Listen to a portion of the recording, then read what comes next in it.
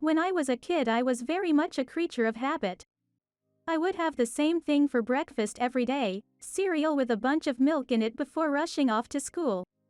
Well, this particular day I had scarfed down my overly sugary cereal, belching on my way out the door and thinking nothing of this. I sat through my first class with quiet content, the second one just the same. Maybe a little hungry by this point. I'm in the third class, and the teacher is talking about something I deem unimportant, so I start rubbing my belly because there is a slight burning feeling starting. Now, I know at this point that I have acid reflux and that it could be quite painful. So of course I thought this was what that was. I popped Tums as quietly as I could and tried to soldier on.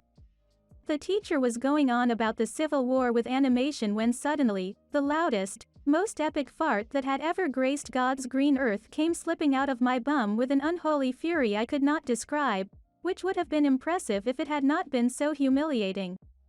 I wish I could say it stopped then, but it was coming out of me rapid fire like a machine gun. I could not make it stop.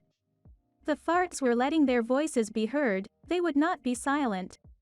And they were wet and horrible sounding.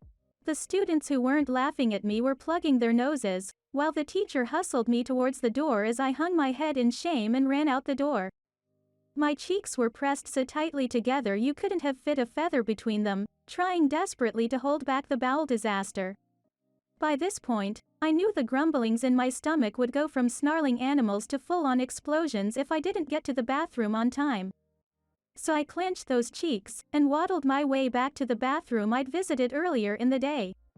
No sooner had I dropped trousers and planted my buttocks on the white throne that my bumhole erupted with the force of a volcano. That's how the term volcano bum came into use for me.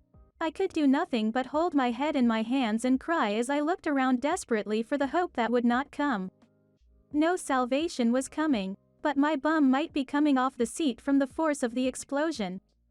Maybe even launch me towards the ceiling. As 30 minutes turned into an hour and still my stomach showed its rage, I began to freak out as I thought there was no way I could go back to class.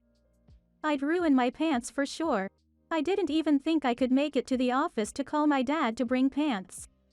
And I'd stupidly left my phone on the desk in class. I was completely screwed. A Medipool? I heard a timid voice say, and I almost wept with relief.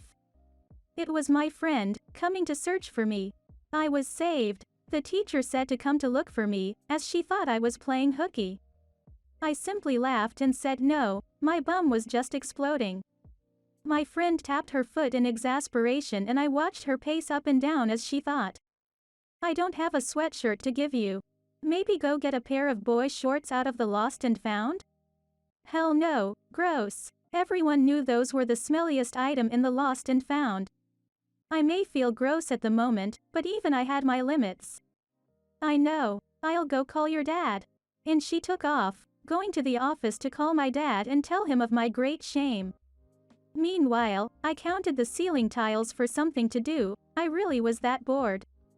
An hour later, since my dad had been at work, my friend returned to me with a blessed new pair of pants. They had a note attached, so I read it with some amusement. Nice blowout. What a comedian. I hastily changed my pants and just decided to go home with my dad after that. There was no saving that day. That's how I found out I was lactose intolerant. The end. Thank you a lot for watching. If you liked it, consider liking the video and subscribe to the channel. And please comment if you had a similar experience. I'd like to know your story. Bye. See you in the next video.